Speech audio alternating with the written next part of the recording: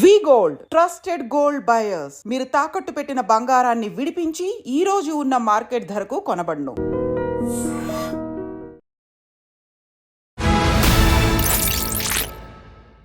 అందరికీ నమస్కారం. నేను Swaroopa Potlapalli. Welcome to I Dream. Konidela Ram Charan తండ్రి చిరంజీవి నట వారసత్వాన్ని, సేవాభావాన్ని పుణికి పుచ్చుకున్న ఈ తరం నటుడు. Chiranjeevi blood bank, I bank స్థాపించి ఎంతోమంది పేదలకు, అభిమానులకు బాసటగా నిలుస్తుంటే రామ్ చరణ్, ఉపాసన వీరిద్దరూ కలిసి అపోలో హాస్పిటల్ ద్వారా ఎంతోమందికి మెరుగైన వైద్య సేవలు అందిస్తూ ఉన్నారు. అలాగే బాలకృష్ణ హోస్ట్గా వ్యవహరిస్తున్న ఆహాలో వచ్చే అన్స్టాపబుల్ షో మీలో చాలామంది చూస్తూ ఉండొచ్చు. దానికి రామ్ చరణ్ ఇంటర్వ్యూ కోసం వచ్చారు. అందులో ఆయన్ని సర్ప్రైజ్ చేస్తూ రామ్ చరణ్ ఉపాసన నుంచి సాయం పొందిన ఓ వ్యక్తిని స్టేజ్ మీదకి పిలిచారు.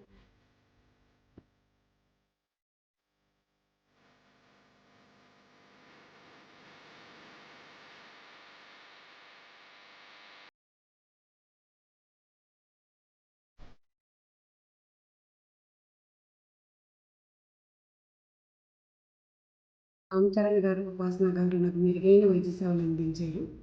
నాకు పునర్జన్మనిచ్చిన రామ్ చరణ్ గారికి, ఉపాసన గారికి నా ధన్యవాదములు. ఆయన మరెవరో కాదు, చిత్తూరు జిల్లాకు చెందిన ఎంవిడి మల్లేశ్వరరావు అలియాస్ శంకర్ మహంతి. ఆయన దాదాపు 20 ఏళ్ల నుంచి చిరంజీవి బ్లడ్ బ్యాంకు రక్తదానం చేస్తున్నారు. ఆయన భార్యకు ఆరోగ్యం బాగా లేకపోతే అపోలో ఆసుపత్రిలో ₹1 ఖర్చు కాకుండా విఐపి ట్రీట్మెంట్ ఇప్పించారు రామ్ చరణ్. ప్రస్తుతం నాతో పాటు శంకర్ మహంతి గారు ఉన్నారు. ఆయనతో మాట్లాడదాం. నమస్తే శంకర్ గారు. నమస్తే మా స్వరూప్ గారు. అన్స్టాపబుల్ షోలో నేను మిమ్మల్ని చూశాను. రామ్ చరణ్ గారి ఎపిసోడ్లో మీరు కనిపించారు, సెకండ్ ఎపిసోడ్లో. మా అందరికైతే చాలా సంతోషంగా అనిపించింది. ఎందుకంటే నిజంగా ఈ కొణిదెల ఫ్యామిలీ ఎంతో మందికి ఎన్నో రకాలుగా సాయం చేస్తూ ఉంటారు, కానీ వాళ్ళు బయటికి ప్రకటించుకునే వ్యక్తులు కాదండి. మీకు అసలు అన్స్టాపబుల్ షో నుంచి ఫోన్ కాల్ ఎలా వచ్చింది, ఎందుకు వచ్చింది? అన్స్టాపబుల్ క్రియేటివ్ టీం ఉంటారు కదమ్మా, రాఘవ్ గారని క్రియేటివ్ టీం అంట నాకు కాల్ చేశారు. స్వామినాయుడు గారని బ్లడ్ బ్యాంకు చూస్తూ ఉంటారు, పర్యవేక్షిస్తారు. ఆయన దగ్గర తీసుకున్నారంట కాంటాక్ట్. అడిగి మహంతి గారు, మీకు మీ మిస్సెస్కి రామ్ చరణ్ గారు ఏదేదో హెల్ప్ జరిగిందిగా, అసలు ఆ విషయం ఏమిటి అని ఆ క్రియేటివ్ రాఘవ్ గారు అడగటం, డీటెయిల్డ్గా నేను చెప్పడం జరిగింది. మరి మీరు రేపు బయలుదేరాలంటే రాగలరా, అవైలబుల్ ఉన్నారా ఏంటని అడిగారు. తప్పనిసరిగా వస్తానండి అని చెప్పాను. అలా ఆహా అన్స్టాపబుల్ క్రియేటివ్ టీం నన్ను పిలిచారమ్మ. అసలు మీ భార్యకు ఏం జరిగిందండి? అనారోగ్య సమస్య ఏంటి? ఆమెకి 2011లో హార్ట్ ఓపెన్ హార్ట్లో వాల్వ్ రీప్లేస్ చేయడం జరిగిందమ్మా. అది బ్లడ్ ఒక లెవెల్ మెయింటైన్ చేయడానికి 2mg 3mg అని ట్యాబ్లెట్స్ ఉంటాయి. అవి డే బై డే మార్చి వేసుకుంటూ ఉండాలంట. అదేదో తను 1 సంవత్సరం మిస్ అయింది. అంటే వేసుకోకపోవడం కాదు, ఒకే ఎంజీ వాడటం జరిగింది. ఆ తర్వాత లంగ్స్ దెబ్బతిన్న విషయం మాకు తర్వాత తెలిసింది. రోజు దగ్గు వస్తూ ఉంటే ఇంట్లో ఆడవాళ్ళు ఏముంది, ఏదో మన దాన్ని కరక్కాయ బుగ్గన పెట్టుకొని అలా తను ఉంది. ఏదో పిల్లలు వాళ్ళే పనుల్లో ఉంటారు. నేను షూటింగ్స్తో ఇక్కడ ఉన్నానమ్మా, హైదరాబాద్. ఈ పరిస్థితి తనకు అట్లా అయింది. 2023 జూలై 15న నన్ను చూసేదానికి తను బంగారుపాలెం నుంచి హైదరాబాద్ వచ్చిందమ్మా. 15, 16 ఆ 2 రోజులు బాగానే ఉంది. 17వ తేదీ నైటు 9 ఆ ప్రాంతంలో తను స్మృతి కోల్పోయి ఏదేదో మాట్లాడుతుందమ్మా. ఆ టైంలో తను అలా మాట్లాడేదానికి నాకు చాలా ఆందోళన అయిపోయి కోమాలోకి ఏమైనా వెళ్ళిపోద్దా ఏంటని భయపడ్డానమ్మా. అప్పుడు నాకు స్వామినాయుడు గారి నంబరు ఆయన గుర్తు రావటం, ఆయన్ని కాంటాక్ట్ చేయటం. ఆయన సరే ఆమె పేరు నాకు వాట్సాప్ పెట్టండి అన్నారు. ఆ తర్వాత 10 మంది మిత్రులకి నేను ఫోన్లు చేసుకున్నానమ్మా.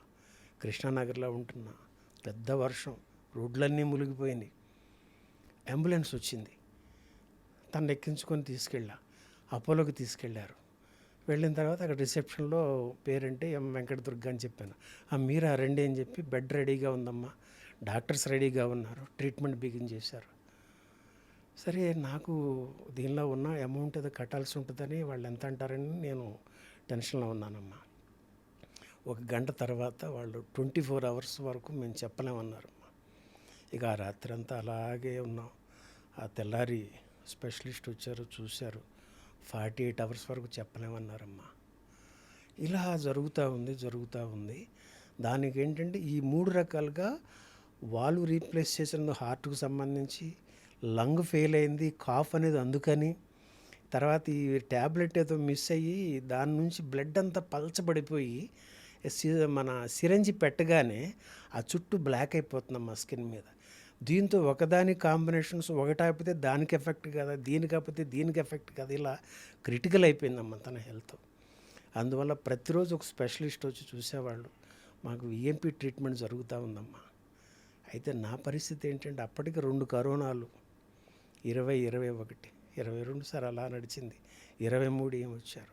ఈ పరిస్థితి ఎలా ఉంది, షూటింగ్స్ లేవు, పెద్ద హాస్పిటల్, మంచి ట్రీట్మెంట్ జరుగుతుంది, బిల్లు ఎంత అవుతుందో ఆందోళనతో ఉన్నానమ్మా నేను. ఆ తర్వాత రోజు నేను అడిగాను, ఏమండి ఏంటి మరి నా పరిస్థితిని బట్టి అడిగితే మీరేం కంగారు పడద్దు, పైనుంచి మాకు ఫోన్ వచ్చింది, నిశ్చింతగా ఉండండి అన్నారు. అంటే ఎవరు నాకు అర్థం కాల. సరే ఈమె ట్రీట్మెంట్ జరుగుతుంది కదా అని కాస్త స్థిమితపడి ఎలా జరిగి ఉంటుందని కొంచెం ఆలోచనకి వెళ్ళా. అప్పుడు నాకు బ్లడ్ బ్యాంక్లో ఉన్న స్వామినాయుడు గారు గుర్తుకొచ్చి ఆయన పేరు పెట్టమన్నారు వాట్సాప్లో. ఆయన ఏమన్నా చేయించారా అని అప్పుడు ఆయనకు కాల్ చేశానమ్మా. చేసి అప్పుడు ఆయన చెప్పారు నాకు, అన్నయ్యకి దృష్టిలో పెట్టాం మేము. పెడితే చరణ్ బాబుకి చెప్పటం, చరణ్ బాబు ఉపాసన గారితో మాట్లాడటం, ఉపాసన గారు డిపార్ట్మెంట్కి చేయటం, హాస్పిటల్ నుంచి మీకు ఇలా జరిగిందండి అని అప్పుడు తెలిసిందమ్మా. అప్పటి వరకు నాకు తెలియదమ్మా. అంటే మీ భార్యకు అనారోగ్యం అనే విషయాన్ని స్వామినాయుడు గారు చిరంజీవి గారి దృష్టికి తీసుకెళ్లారు. అవునమ్మా. అయితే ఇప్పుడు చిరంజీవి గారికి కోట్లాది మంది అభిమానులు ఉన్నారు. ఇంత ప్రత్యేకంగా మీ భార్య గారికే ఎందుకు ఉచిత వైద్యం అందించారు? అంటే నాకు 2006 నుంచి బ్లడ్ డొనేట్ చేస్తున్నానమ్మా. 2007, 2009 నుంచి నేను ఇక్కడ గుడివాడ, మాది నేటివ్ ప్లేస్. అప్పుడు ఇక్కడికి షిఫ్ట్ అయిపోయాను అది ఆర్టిస్ట్ ప్రయత్నాలుగా. అప్పటి నుంచి ఇక ప్రతి 3 నెలలకి వెళ్ళటం, బ్లడ్ ఇవ్వటం. అన్నయ్య తలపెట్టిన ఆ మహాయజ్ఞంలో ఆ రోజు నాకు బ్లడ్ ఇస్తే ఎంతో ఆత్మసంతృప్తిగా ఉండేదమ్మా. అలాంటి అవకాశం కల్పించారు కనుక దాన్ని మనం చక్కగా ఉపయోగించుకోవాలి, నలుగురికి ఉపయోగపడాలి. అన్నయ్య ఆశయంలో మనం కూడా ఏదో ఉడుత సాయంలాగానే ఒక భావన, ప్రత్యేకించి నా ఆత్మసంతృప్తి కోసం చేసుకున్న కార్యక్రమం అది. అలా జరుగుతూ ఉన్నప్పుడు నాకు 2014 అమ్మ చనిపోయారు. 2018 33 ఏళ్ల కూతురు ఆమె చనిపోయింది. 4th stage breast cancer. ఈ పరిస్థితుల్లో ఇక నాకు 2020కి అరుణాచలం వెళ్ళిపోయానమ్మా. తిరువణామలై అంటారు, రమణ మహర్షి ఆశ్రమం ఆ దగ్గరలోకి వెళ్ళిన తర్వాత ఇక అక్కడ నాకేదో శంకర్ అనే వాళ్ళు దీనికి పేరు పెట్టారు. ఆ తర్వాత నారప్ప అనే ఒక షూటింగ్కి రావాల్సి వచ్చింది. వెంకటేష్ హీరో గారు. అవునమ్మా, అది మన శ్రీకాంత్ అడ్డాల్ గారు పిలిపించటం. దానికి ఇక్కడికి వచ్చినందుకు మళ్ళీ 2021 నుంచి ఇక్కడ సిటీకి వచ్చాను కాబట్టి మళ్ళీ నేను బ్లడ్ ఇవ్వడానికి వెళ్ళున్నాను. అప్పుడు స్వామినాయుడు గారు ఆయన పర్యవేక్షణలో జరుగుతున్నప్పుడు నన్ను, నేను ఎన్నిసార్లు ఇచ్చాం రికార్డు ఉంటుంది అనుకుంటా వాళ్ళకి, అది చూసుకున్నారు. బ్లడ్ ఇవ్వటం అయిన తర్వాత క్యాబిన్కి పిలిపించారు. ఎక్కడ ఏంటి అని అడిగారమ్మా. అప్పుడు నేను ఇలా అరుణాచలం నుంచి వచ్చానని చెప్పుకున్నా. ఆ సందర్భంలో ఆయన కనెక్ట్ అయ్యి నంబరు ఇచ్చిపుచ్చుకోవడం జరిగింది. ఇక అప్పటి నుంచి వారితో నేను సత్సంగం నడుస్తూ ఉంది. ఇలాంటి పరిస్థితుల్లో నాకు ఆయన గుర్తొచ్చి చేయటంతో ఆయన దృష్టికి తీసుకెళ్లారమ్మా. మరి ఈ బంధాన్ని నేను అరుణాచల రమణులు కల్పించారు. రక్త సంబంధమా, ఆత్మీయ బంధమా, ఆత్మబంధమా, ఇక అది మీరే నిర్ణయించండి అమ్మా. అలా చేరిందా అన్నయ్య దాకా చరణ్ బాబుకి వెళ్ళటం, ఉపాసనమ్మ చెప్పడం, ఇంతగా జరిగిందమ్మా. కర్మఫలం అంటారు చూసారా, అమ్మా మనం ఏది ఇస్తే అదే తిరిగి వస్తుంది అంటారు.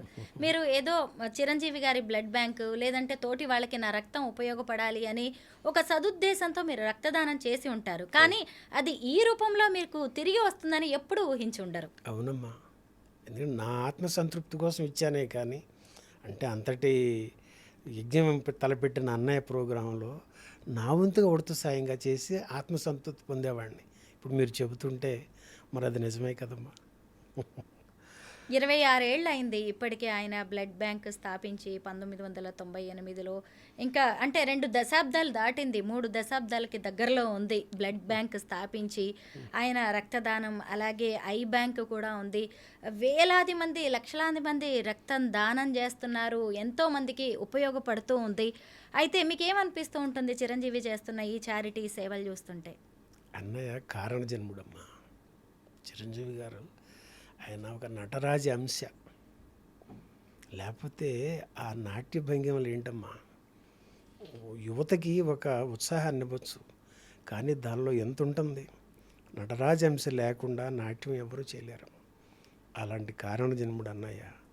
ఆయన వల్ల ఎన్ని కోట్ల మందికి, లక్షల మందికి సహాయాలు, సహకారాలు, మానసికంగా ఏది తన నటనతో, తన యొక్క ఫైట్స్తో, డ్యాన్స్తో ఆ జన్మ తీసుకున్నది అందుకు.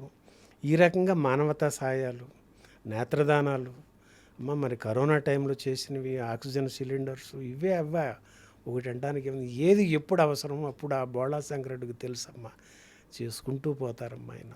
అసలు ఈ రోజుల్లో సెలబ్రిటీస్ ఎలా ఉంటున్నారు, సినిమా స్టార్స్ పిల్లలు ఎలా ఉంటున్నారు.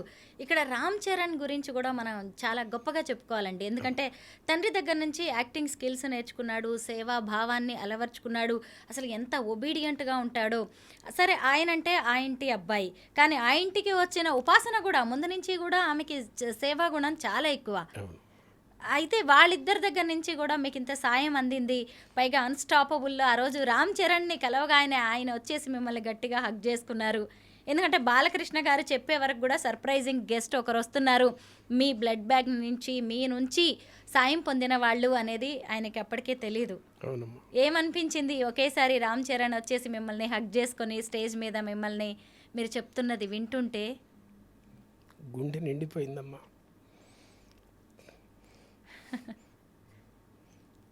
లక్షల్లో ఖర్చు అవుతూ ఉంటుంది కదా అసలు మీ ఆవిడకి చేసిన ట్రీట్మెంట్, అందులోనూ అపోలో హాస్పిటల్ అంటే చిల్లిగవ్వ తీసుకోకుండా చేశారు. జస్ట్ మీరు రక్తదానం చేసినందుకు, జస్ట్ అని కూడా నేను ఆ మాట కూడా వాడకూడదు. నిజానికి రక్తదానం మీరు చేసింది ఎంతమంది జీవితాలను నిలబెట్టి ఉంటుందో, మీకు ఈ రూపంలో అది తిరిగి వచ్చింది. ఎందుకంటే ఆ రోజు చరణ్ బాబు 18 మాసాలుగా ఎదురు చూశానమ్మా, ఎప్పుడు నాకు అవకాశం కల్పిస్తాడా భగవంతుడు. కుటుంబం అంతా కలిసి వారి కృతజ్ఞతలు తెలియజేసుకుని ఎదురు చూస్తూ ఉన్నామ్మా. అలా ఆహార రూపంలో జరిగేపాటికి ఇక 18 మాసాలుగా ఎదురు చూసిన ఆ చూపులు ఒక్కసారిగా బిడ్డను చూడగానే గుండెలకి హత్తుకొని నా గుండె చప్పుడుని ఆయన ఎంత 2-3 నిమిషాల పాటు నన్ను అలా ఓదార్చారమ్మా. చాలమ్మా ఈ జన్మకి. రామ్ చరణ్ గుండె చప్పుడు మీరు విన్నారు. నా గుండె చెప్పుడు రామ్ చరణ్ విన్నారమ్మా. అవునండి, నా గుండె చెప్పుడు రామ్ చరణ్ బాబు విన్నారు. విని అలా నన్ను సముదాయించారు. మరి ట్రీట్మెంట్ జరుగుతున్నప్పుడు అపోలో హాస్పిటల్ అందరూ కూడా 17 రోజుల పాటు ఉన్నామమ్మా. అప్పటికీ ఆమెకి ప్రాణం నిలబడింది. ఆ 17 రోజుల పాటు ఎలా జరిగిందంటే మాకు ట్రీట్మెంటు, వారి బంధువులు అనుకుంటున్నారమ్మా హాస్పిటల్లో. ఉపాసన గారు బంధువులు, చరణ్ బాబు బంధువులు అనుకుంటా. ఎందుకంటే ఏదో దూరపు చుట్టరికాలు ఉంటాయి కదమ్మా, ఆర్థికంగా ఇబ్బందులు, అలాంటి భావంతో ఎంతో ఆత్మీయంగా చూసుకున్నారమ్మా. బాలకృష్ణ గారు కూడా ఎంతో గొప్పగా మిమ్మల్ని స్వాగతించారు స్టేజ్ మీదకి. ఆయన తరఫున అన్స్టాపబుల్ నుంచి కూడా ₹1,00,000 అలాగే ఇంకొంత ₹50,000, ₹1,50,000 ఆర్థిక సాయం చేశారు. అవునమ్మా. ఆ ఇన్విటేషన్ నుంచి వెళ్ళగానే ఆయనకి కరచాలనం చేసుకున్నాను. ఇక చరణ్ బాబుతో ఆ అనుభూతి పంచుకున్నప్పుడు అదంతా దగ్గర నుంచి గమనించిన బాలకృష్ణ గారు ఆనంద భాష్పాలు అని ఆయన తరహాలో ఒక ఆత్మీయంగా పలకరించి అది బయటికి చెప్పారమ్మా. ఆనంద భాష్పాలు అంటే దుఃఖం కాదు, ఏడవట్లేదనే విషయాన్ని, ఆ కృతజ్ఞతని నేను భావాన్ని కన్నీరు రూపంలో వచ్చిందంటానికి ఆనంద భాష్పాలు అని బాలకృష్ణ గారు అంటాం. నన్ను ఓదార్చడం, ఒక బ్రదర్ లాగా ఆ చేయి పట్టుకోవడం, భుజం మీద చేయి వేయటం ఎంతో లవ్లీగా. నాకు పొడిబారింది, మాట రాలా. ఆ టైంలో గబుక్కుని ఒక వాటర్ తెప్పించి అది వారి చేతితో నాకు ఇవ్వటం, ఇంకేంటాం. అలాంటి సోల్మేట్స్తో ఆ కార్యక్రమంలో వీడికి అదృష్టం. అదంతా అరుణాచలుడు రమణులి అనుగ్రహం అమ్మ.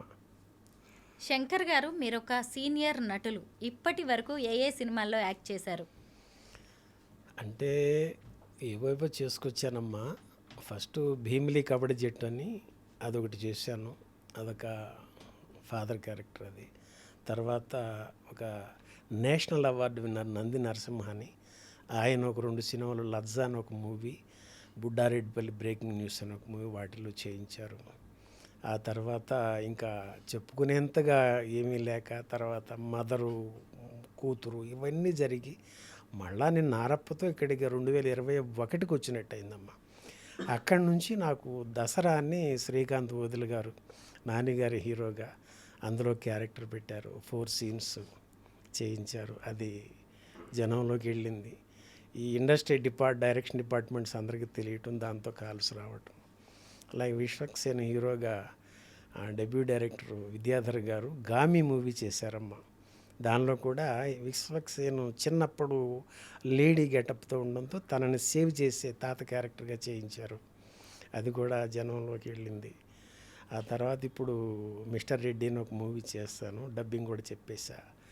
దేవకట్ట గారు మన ప్రస్థానం మూవీ, రిపబ్లిక్ మూవీస్, ఆటో సూర్య ఇట్లాంటివి చేసిన దేవకట్ట గారు మన వెబ్ సిరీస్ ఒకటి చేశారమ్మా, రాయలసీమ బ్యాక్ డ్రాప్లో.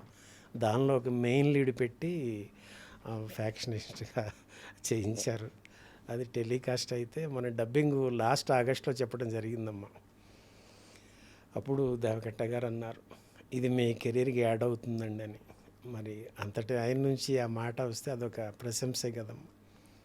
అది అంటే యాక్టింగ్ మీద ఇష్టంతో మీరు హైదరాబాద్ వచ్చారు. మీ భార్య ఏమో చిత్తూరు జిల్లాలో ఉంటారు. అవునమ్మా. మీరు ఒక్కరే ఇక్కడ ఉంటారా? అవునమ్మా. సినిమాల్లో ఇక్కడ యాక్టింగ్ హాస్టల్లో ఉంటుంటాను. ఈ వయసులో హాస్టల్లో ఉంటారా? అంటే మరి 9 ఏళ్ల వయసులో కాలమ్మ. గుడివాడలో 4వ తరగతి చదువుతున్నా నేను. 1961 నవంబర్ 10 డేట్ ఆఫ్ బర్త్. 1970కి 9 ఏళ్ల వయసు, 4వ తరగతి చదువుతున్నా. అప్పుడు అమ్మ సినిమాకి తీసుకెళ్ళారు. బాలరాజు కథ అని మాస్టర్ ప్రభాకరు, ఒక చిన్న పాప, అనాథలుగా ఒక సినిమా. అది చెప్పాలంటే గబుక్కుని మహాబలిపురం మహాబలిపురం అని ఒక పాట ఉంటుంది ఫేమస్, ఆ సినిమా అన్నమాట. అది చూస్తున్నప్పుడు నాకు నేను నటుడవ్వాలని, కుటుంబానికి పేరు వస్తుంది, ఆర్థికంగా స్థిరపడతామని ఆ వయసు కనిపించి నా వయసుతో పాటు ఆ కోరిక కూడా పెరుగుతూ వచ్చిందమ్మా. అయితే నాన్నగారికి కాలు ఇంతవరకు ఉండదు, అంటే హ్యాండిక్యాప్డ్, ఇంటికి పెద్దాడిని, తమ్ముడు, 2 చెల్లెళ్ళు. ఈ పరిస్థితుల్లో కుటుంబం ప్రధానంగా భావించి మా భార్య నా మేనకోడలు, మా పెదనాన్నగారి మనవరాలే, ఆమెను చేసుకోవడం 83లో. ఇక దాంతో ఇక కుటుంబ పరంగా అలాగే ఉండిపోయాను. ఈ కల్చరల్ ఇది ఏదైతే ఉందో దానికోసం ఇక నేను స్పందన ఆర్ట్స్ కల్చరల్ అసోసియేషన్ అని మిత్రుల సహకారంతో పెట్టి అక్కడ కార్యక్రమాలు జరిపించేవాడిని. ఈ రోటరీ క్లబ్ సెక్రటరీ ఇట్లాగా కొన్ని, భారత్ వికాస్ పరిషత్ అని కొన్ని ఆర్గనైజేషన్స్లో చేస్తున్నాను నేను. అంటే సోషల్ సర్వీసు, కల్చరల్ సర్వీసు నా వ్యాపారం ఇలా ఉండేదమ్మా.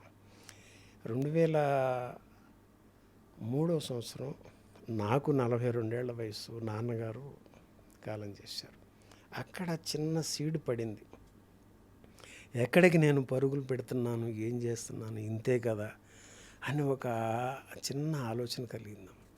అక్కడి నుంచి అన్ని రకాలుగా పరిగెడుతున్న నేను జాగింగ్కి వచ్చా, మళ్ళీ వాకింగ్కి వచ్చా, ఇంకా మళ్ళీ ఇదేమీ కాదని అలా ఆగిపోయాను. ఈ సందర్భంలో అంతా అక్కడ ఉన్నదంతా కూడా సెటరేట్ చేసుకొని మళ్ళా ఈ దేహాన్ని ఇచ్చిన, ఈ రూపాన్ని ఇచ్చిన భగవంతుడికి మళ్ళా ఒక నటుడిగా అప్పుడు కోరిక మిగిలిపోయింది కదా అని, ఇది పెట్టుబడి లేని పని, భగవంతుడు ఇచ్చినది, దైవదత్తం, దానితో జీవితం గడుపుకుందాం, కుటుంబాన్ని పోషించుకుందామని 2009కి వచ్చానమ్మ ఇక్కడికి. అంటే అప్పటికి సుమారుగా మరి 49 ఏళ్ల వయసు. 9 ఏళ్ల వయసులో 49 ఏళ్ళకి ఇక్కడ రావడం, 10 ఏళ్ల పాటు ఏమీ కాల. మళ్ళీ 2014 అమ్మ ఆమె శివేళ కలిసిపోయింది. కూతురు 2018. సరే, అక్కడతో ఇక జీవితం పట్ల పరిపూర్ణమైన సంతృప్తి కలిగి ఇక చాలు, మన లెక్క కాదు, దేవుడి లెక్క ఒకటి ఉన్నది అన్న విషయం అర్థమయ్యి అప్పటి వరకు ఏదో తెలుసు అనుకునే వాళ్ళని నాకేమీ తెలియదు అన్న విషయం తెలిసొచ్చి ఇదంతా కాదు అని నన్ను నేను తెలుసుకునే క్రమంలో అరుణాచల రమణ మహర్షి గురువు తండ్రి నన్ను తీసుకుపోయాడు అక్కడికి.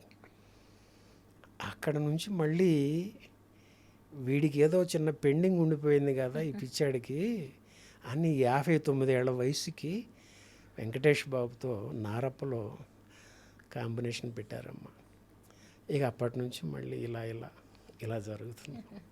జీవితంలో ఎన్నో ఎత్తుపల్లాలని చూశారు. 60 ఏళ్ల వయసులో మళ్ళీ మీకు మంచి సినిమా అవకాశాలు వచ్చాయి, సంతోషం అండి.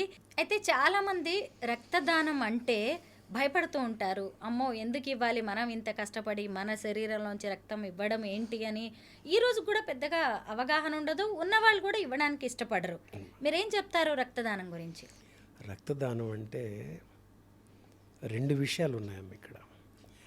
ఆ రక్తం లేక చనిపోయే ఎంతోమంది ప్రాణాలను కాపాడటానికి ఈ రక్తం ఉపయోగపడుతుందమ్మా. అలాంటి కార్యక్రమం అన్నయ్య ద్వారా జరుగుతుంది. ఇచ్చే వ్యక్తికి ఆత్మసంతృప్తి మిగులుతుంది, ఇంకొక ప్రాణిని కాపాడిన అనుభూతి దక్కుతుంది. తర్వాత ఇచ్చిన వ్యక్తి ఎవరైతే ఉన్నారో భగవంతుడు మన శరీరంలోని కొత్త రక్తాన్ని తయారు చేస్తాడు. అంటే ఆ రక్తం పోగానే మళ్ళీ నీకు కొత్తది వస్తూ ఉంది. సో దాంతో ఏమైంది, ఎప్పటికప్పుడు ఎనర్జీ, ఒక కొత్త ఎనర్జీ వస్తూ ఉంటుంది. ఇది విషయం అమ్మ. కాబట్టి దీన్ని పరిపూర్ణంగా అవగాహన చేసుకున్న వాళ్ళు తన ఆరోగ్యం బాగుంటుందని కానీ ఇంకొకరికి ఉపయోగపడుతున్నాం కానీ అంటే ఉభయత్ర మంచి జరుగుతూ ఉంది, చూసారా. కాబట్టి ఇది రక్తదానం మామూలు విషయం కాదమ్మా. మరి పద్మవిభూషణుడు చిరంజీవి అన్నయ్య తలపెట్టారంటే మామూలు తలపెడతారమ్మా. ఆయన ఎంత ఆలోచించి ఉంటారు. ఎన్ని లక్షల మందికి బ్లడ్ అందక ప్రాణాలు కోల్పోతే అలాంటి వారి కోసం ఇలాంటి సేవ చేయొచ్చు అని తెలుసుకొని కోట్లాది మంది అభిమానులు కలిగిన అన్నయ్య నిర్ణయం తీసుకొని అడుగు ముందుకేసి ఒక సంస్థను స్థాపించి స్టాఫ్ని పెట్టి నడిపిస్తున్నారంటే మామూలు విషయం అమ్మ. అన్నయ్య వల్ల కోట్లాది మందికి చేరింది, లక్షలాది మంది బ్లడ్ ఇస్తున్నారమ్మా, వేలాది మంది కంటిన్యూ చేస్తున్నారు. ఇది నాబోటు కొద్దిమందికి అదొక ఇది. కాబట్టి బ్లడ్ ఇవ్వడానికి భయపడాల్సిన అవసరం లేదు, లాభము ఉంది. ఏది వ్యాపారపరంగా ఆలోచించి మాట్లాడుకునే వాళ్ళకి కొత్త రక్తం నీకు వస్తుంది, ఒక పక్కన ఎనర్జెటిక్గా ఉంటావు, ఇచ్చిన దానివల్ల ఇంకొక ప్రాణం నిలబెడుతున్నావు, అంతకు మించిన ఆత్మసంతృప్తి ఏముంటుందమ్మా. ఇదమ్మా బ్లడ్ రక్తదానం చేయాలనుకునే వాళ్ళకి అన్నయ్య సంస్థ ద్వారా అన్నయ్య ఆశయాన్ని 10 మందికి ధైర్యంగా సంతోషంగా ఇవ్వండి, నమ్మండి. మిమ్మల్ని మీరు మీ ఆత్మకు సంతృప్తిని కలిగించుకోండి, ఏం భయపడక్కర్లా. మళ్ళా మనకి ఎంత ఇచ్చామో అంతకు మించి కొత్త రక్తం వస్తుంది. సంతోషంగా ధైర్యంగా ఆనందంగా ఇవ్వండి, ఆరోగ్యంగా ఉండండి, నలుగురు ప్రాణాలు కాపాడండి. అదమ్మా నాకు అనిపించేది. ఎలాంటి స్వార్థం లేకుండా ఎదుటి వాళ్ళకి ఉపయోగపడాలనే ఉద్దేశంతో మీరు ఎన్నోసార్లు రక్తం దానం చేశారు. అది మీకు ఇలాగా మీకు అవసరమైన సమయంలో తిరిగి వచ్చింది. ఇవేవి కూడా మీరు ఎక్స్పెక్ట్ చేసింది కాదు. మీ ఆవిడకి ఏదో అవుతుందని కానీ మీకు ఏదో ఇది తిరిగి వస్తుందని మీరు ఏ రోజు మీ జీవితంలో అనుకుని ఉండరు. అయినా సరే నిస్వార్థమైన మీరు చేసిన సేవ అనేది మీకు ఇలా తిరిగి వచ్చింది. మీరు ఇప్పుడు ఎంతోమందికి ఆదర్శం కూడా అయ్యారు. థ్యాంక్ యూ సో మచ్ అండి. మీరు అలాగే మీకు ఇష్టమైన యాక్టింగ్ రంగంలో కూడా అద్భుతమైన క్యారెక్టర్స్ మీరు వెయ్యాలని, మిమ్మల్ని మేమందరం మళ్ళీ వెండి తెర మీద ఓ వెలుగు వెలుగుతుంటే చూడాలని కోరుకుంటున్నాం. Thank you so much. Thank you Swaroop గారు.